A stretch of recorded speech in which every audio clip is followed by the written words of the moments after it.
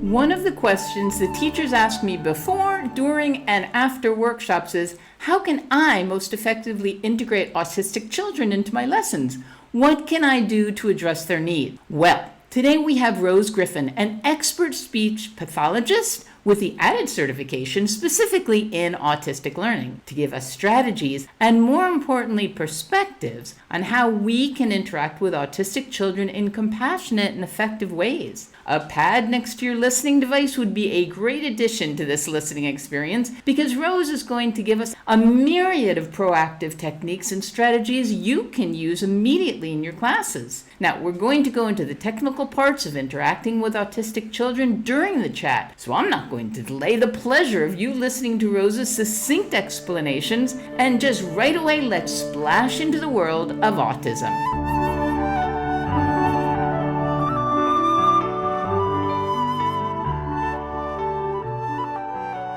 Rose, our listeners are educated, and of course that includes parents who most want to know anything they can do to become adept in interacting with autistic children at home and in their classes. Okay. And your specialty is autism. Yes. So I was really grateful that you would share a little bit of your experience with us. Yeah. I'm going to ask you to start somewhere unexpected. Can you tell us some myths about autism and what the most effective ways to address these sort of children in the classroom? Yeah, I mean, I think some myths might be that all people with autism benefit from the same strategies, which is definitely not true. So Stephen Shore, who's an autistic adult, has a pretty popular quote that I use often in my trainings, which is, if you've met one person with autism, you've met one person with autism. So just because autism has some general characteristics, every single autistic individual is their own person, just like we are. And so we really have to obviously think about what makes up autism, but really look at each student on an individual basis. Okay, so again, I'm going to ask you the same sort of question. What is a mistake that teachers make in the classroom? And I'm not saying that with judgment, because you and I both know that most teachers are not trained to address it really proactively. So what's another mistake that we could make? Something that people might do is bombard a student with too much verbal information, and that can be overwhelming. And so if a student is not understanding, something that may be really helpful, instead of bombarding with a lot of verbal information, a lot of verbal prompting, would be to incorporate visuals into your classroom. Because really the goal is that we wouldn't have to verbally support our students all throughout their day. We want them to be more independent. And so a way that we can fade our prompts systematically would be, instead of using verbal prompts, is to use something like a visual prompt. And then we could point to the visual prompt once the student knows what it means, and then we can fade that out if applicable. And then our student is going to be more independent, which is what we want for every kid. But we're talking about autistic learners today. So for every autistic learner, we want them to be most independent across their day. All right. So Rose, why don't you tell us a little bit about your background and how you ended up being a specialist in autism?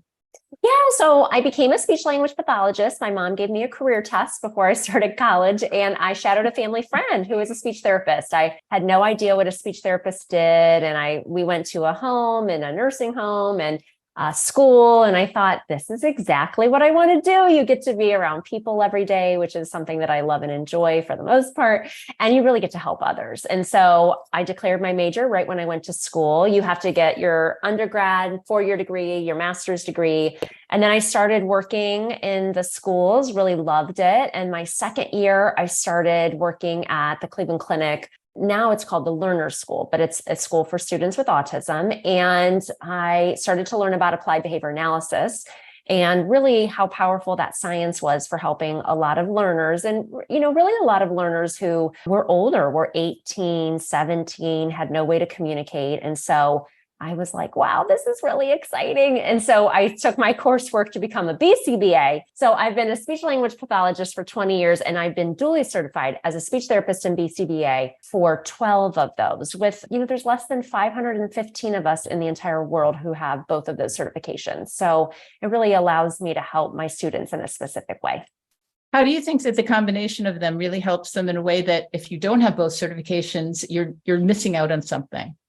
Well, now with insurance coverage being so great for people who have autism and who want to get ABA services, I think what it does is with my business at ABA Speech, which is an education business, it allows me to talk to speech therapists and help support them when they're working with BCBAs, and also helps me support BCBAs when they're working with speech language pathologists. Because even though what we do is kind of, some things kind of mesh together, both groups really have a hard time collaboratively working together. And so that's a big part of what I do, is help both sides feel comfortable with that collaboration. All right. So I'd like to talk about your private practice, but I also would like to know if you've ever worked in the public schools. Yeah, I worked in the schools for 20 years. Yeah, I just stepped away a year ago because my business continued to grow. And I also have 3 kids. So, so last year I was kind of like stay-at-home mom / small business owner, which was very nice. But yeah, I worked in the schools for 20 years. Okay. So as a specialist working in the public schools, what would you say to parents and teachers to best utilize those services? Because a lot of people don't know how to use them very well. Yeah, I think everywhere is different, right? And how a student qualifies for speech therapy is different. So there's a major difference between what is an educational model for speech therapy versus what is a medical model for speech therapy. And when I see parents in my private practice here in my hometown here in Northeast Ohio, I try to coach them on, well, this is what private practice looks like, and this is what speech therapy looks like in a school. Because here where I'm at in Ohio, for an example, a student who maybe doesn't have autism, but maybe has trouble with saying the R sound, they may not be picked up for school-based services because there's no adverse impact on their educational performance. But that parent could seek private speech therapy services at any time to help their student. And so sometimes I think parents get confused on those different types of models, because when a speech therapist is in a public school, number one, they may not have a specialty in autism. That may be a new area for them. And number two, they have so many different students that they need to see. So I think parents really just need to feel confident in advocating for their child and really getting in there. What I urge parents to do is kind of go in and observe, because that really is, you're right, here where I'm at. And you don't want to have any surprises. You want to know exactly what's going along in your student's day. And if you have questions, just building that ongoing communication and support with the providers so that you can ask those questions and be a collaborative team. Well, I think it's really interesting that you said that parents can go into the classrooms, because, I'm in Europe, and in Europe, it's not acceptable. So parents cannot, they're not allowed to go into the classroom. So that's a challenge in itself. But then when I think of autism, I do not automatically jump to speech therapy. So could you, but of course I'm a teacher and I'm not trained in this. And so I know so many people aren't.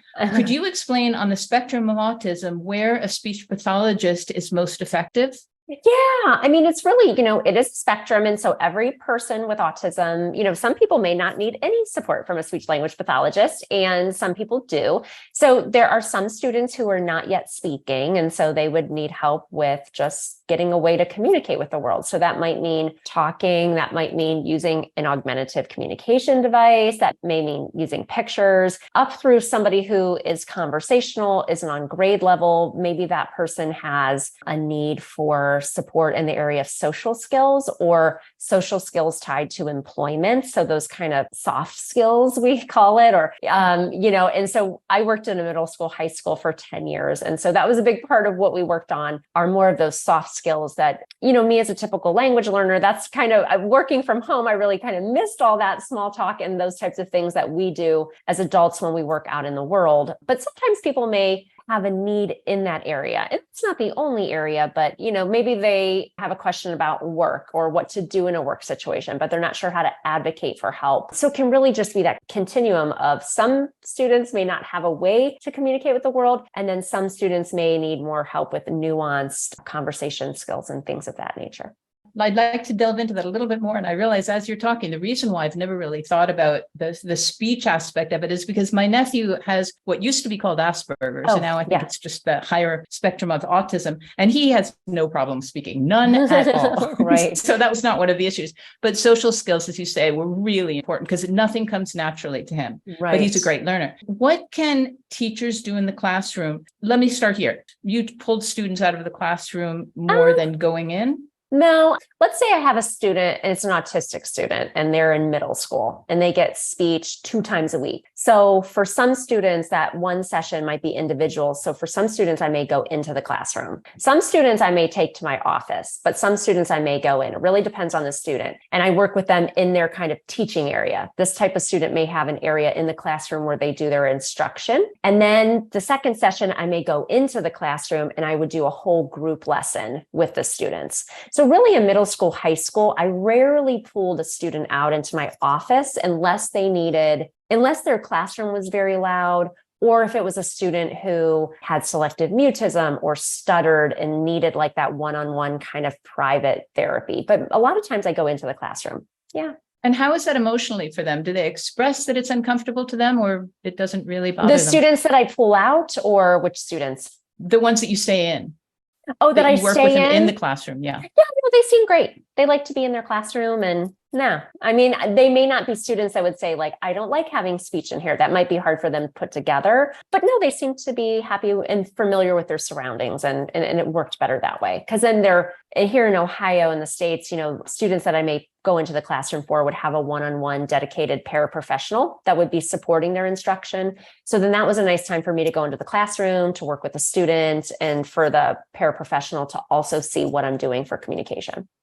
All right. So can you tell us a couple of things that teachers could do to supplement your work for the students when you're not there?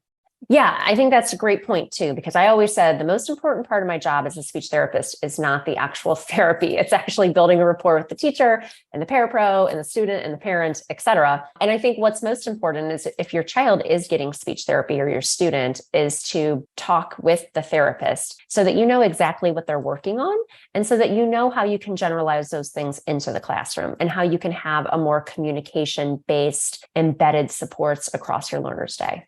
All right. Can you tell us a couple of specific strategies that parents and teachers could use? And I guess we need to pick somewhere on the spectrum. So can you think of one student in particular, just randomly, and give us some examples? Yeah, absolutely. So if you have a student who's not yet speaking, who is really emerging as a communicator, something that's really important that we talk about a lot is joint attention. So that's kind of a jargon type term, but the way that I talk about it with parents or people outside of the field is just thinking about it as a shared activity. So we're really working on this foundation of social reciprocity. Like I am doing something with you, we're doing this activity together. So the way that I think about that, it's a three-pronged approach, especially for parents who might have, and it doesn't have to be a younger student, it could just be a student who's an emerging communicator. So using books, music, and play. So having a time where you're working with your child and you're doing a book together. And I think what parents get really kind of anxious about, in my experience, is if they're reading a book to their child and the child gets up and like leaves, they get worried about that, but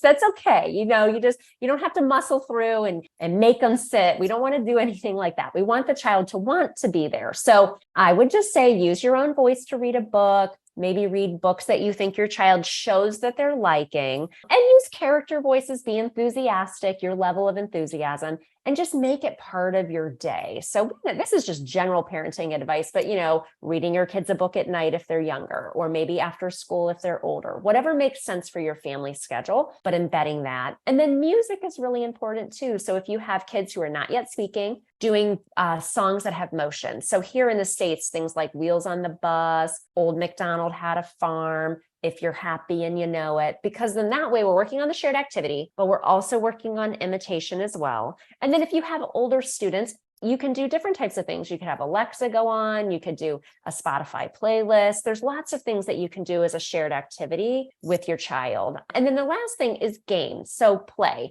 And I think this is thing too, we need to realize that autistic learners may play with items in a different way, and that's fine. So this way of play it's being a play partner, not a play director. So if your child has autism and they have a little car and they want to line up the cars instead of having them go down the track, let it be. Just let them play with the toys that they want. Maybe you can have a car too, and you can engage in the activity the way that your child is playing. The other resource that I have completely for free is on my YouTube channel called ABA Speech. And I have a lot of different play activities that are very simplistic. So Modified Connect for I have a video for modified memory, which is a matching game you can play at home. And then the last one is modified Uno, which is a nice game that a lot of people have readily available. And you can do those in the classroom or share with parents as well. Okay, and I really do want to get into your private business. I just have about two specific questions before we get there. One of them is the reason, this is a question, but the reason why you are encouraging parents to read to them and play games with them and use music and songs is to sort of inculcate their minds with words before they learn how to express themselves, and hopefully they will be able to use those words eventually. That's one part of it, but the other big part of it is just that shared activity. And so we might call that social engagement, being around others. And so we know that that is really important for, really all kids too, thinking about the pandemic and just general students, right, who haven't had that type of interaction and engagement, but especially for autistic learners, because we know that those types of things can be hard for students. And we don't want that social impairment to be a barrier, whether it's like your family member who is talking and talks a lot, or it's somebody who's not yet speaking. We would never want that social skill need to be a barrier to them having joy in their life or independence or employment. And so we think about it, it all starts with that shared activity. So it's really just the shared activity, the social engagement, and that's how we start that foundation for communication, conversation, and beyond. All right. So you're encouraging the emotional connection, which is really fundamental, because a lot of times with autistic children, you don't see that they need the emotional connection, and yet they do, don't they? They may not have behaviors that indicate that that's reinforcing for them. It may not be a traditional indicator of what we think, like, maybe a little kid's like, hands up, uppy, or, they want to be around mom, as soon as their mom goes away. But it doesn't mean that they don't enjoy that or it's not part of their routine. So it may not be the same indicators as we see in typically developing children. So what happens is then caregivers and other professionals think like, oh, well, they'd rather just be by themselves. But I think you just kind of have to have a little bit of both in their lives, so that I'm always thinking about how can I help this child find their voice, be independent, and as they get older, have some type of employment or outside engagement in the world, whether that's a group activity or whether that's somebody who's going to have employment. I always think about that no matter how old the student is that's really why these things are so very important, to build that foundation for these being things that are part of that student's day. Right, because my sister, whose son has the Asperger's, was saying if she had not worked so hard when he was growing up on those soft skills, he would not be as functional as an adult as he is now, because he has friends, or he knows people, and she knows people who have autism and on a higher spectrum, but they never learned the soft skills, and they have real difficulty just living by themselves. Yeah, I mean, it's just really hard, right? Because some people may be conversational, and maybe people don't understand that they have hidden disabilities that are, maybe they have sensory issues, or maybe it's hard for them to be in a work setting. And then it goes twofold, right? We as advocates and people in the field, but this is, a big part of what I do in my work is advocate for autism. What is this? And so some employers are going to be more accepting of understanding the neurodiversity movement and what is autism, and, kind of accepting people for who they are. I think it's a little bit of both. We want to equip autistic individuals and be there to support them wherever their support needs may be. And then we also want to just educate people in the general world about this is what autism is, and these are some of the characteristics, and just doing a little bit of both. Right. And one thing you were saying, as a teacher, it can be a little nerve-wracking when a student needs to get up, and autistic students often need to move when other students need to, but don't. So what would you say to a teacher and a parent of that student, if you're reading a book or if you're telling instructions and they get up? Do you insist that they sit down, or do you let them walk where they need to? Yeah, every situation is going to be different. And I realize, you're not here in the States, so every support's going to be different, but you really have to just look at the student and see like, well, what are their needs right now? Like, for example, during COVID times when we had to wear masks and we had a mask mandate, I had an autistic learner who was, on grade level, actually above grade level, all gifted kind of classes, but really needed a mask break. And so we just did a lot of coaching and support. I would talk with the teachers. I would listen to them. The student would have a seat by the door so that if they needed to have a mask break, that they had ways that we would help them advocate for having a mask break. There were boundaries about how long the student could be out, and they could walk around the building. And so it's working with the teachers to talk about why that might be a sensory need of that particular student, that might be a characteristic of autism, and then also working with that particular student on advocating for that type of need. Because we as a speech therapist in BCBA always say, like, you want to work yourself out of a job, right? You want that person to not need you, especially for people who are, conversational, going to have employment. But there might always be something, just like adults, right? You may seek therapy at different times of your life for different things, that we're always here to be a support. And so we want to think about how can we help them advocate on their own? Just for example, if it's a student who's a speaking student. Okay, and let me just ask you one last question about the classroom itself. One of the strategies that people always recommend is having a peer classmate for an autistic student. Is that something you would recommend?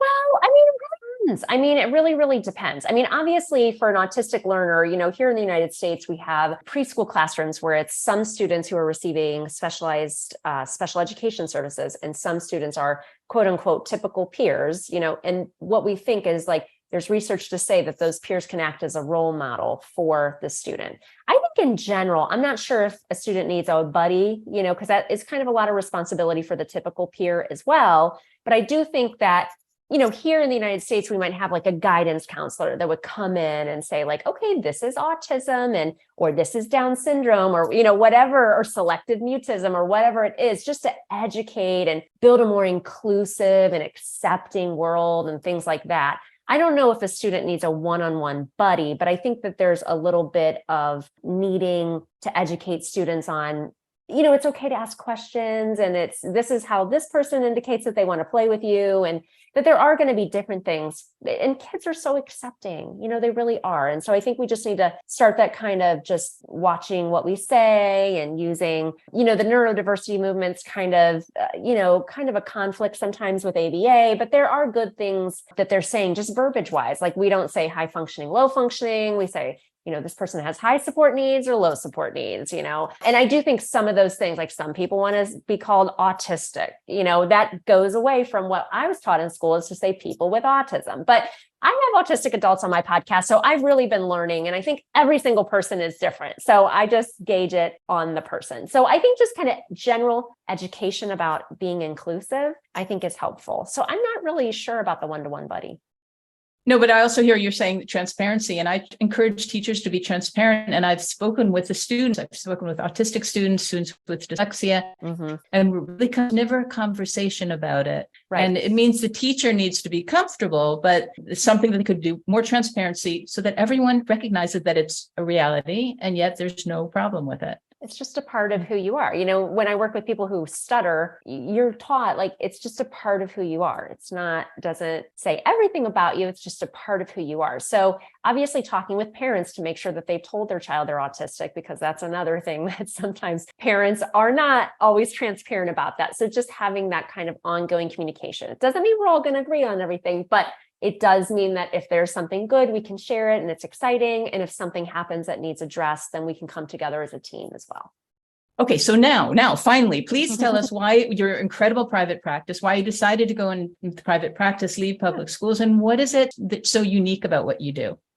Absolutely. So I'm a speech therapist in BCBA. There's less than 515 of us in the entire world. And so I really, love being able to support autistic learners, but really now focusing on professionals and parents. I started my own business 6 years ago because I had the idea for a therapy product called the Action Builder Cards. And then I started a website and a blog. And now I have a podcast every Tuesday called Autism Outreach. That's all about autism and communication. And then, my business just continued to grow and grow and grow. And so I had the opportunity to focus just on my business last year and my family.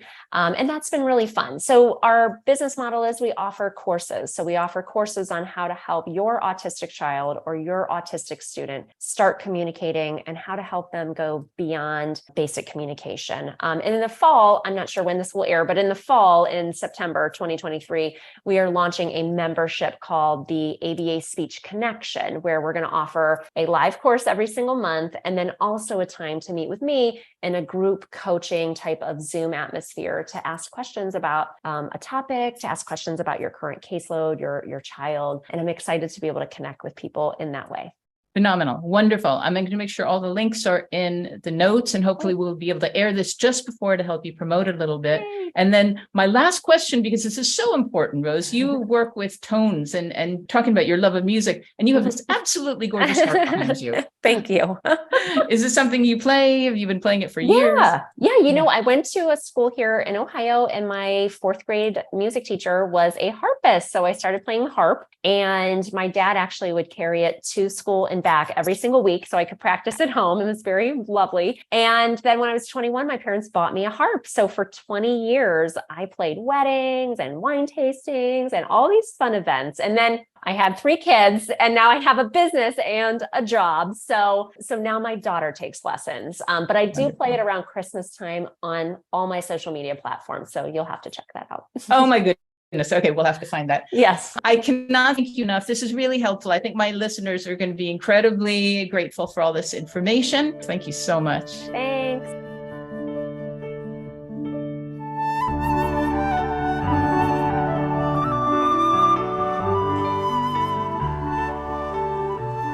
So that was our fast, intense, vitally important talk with Rose Griffin.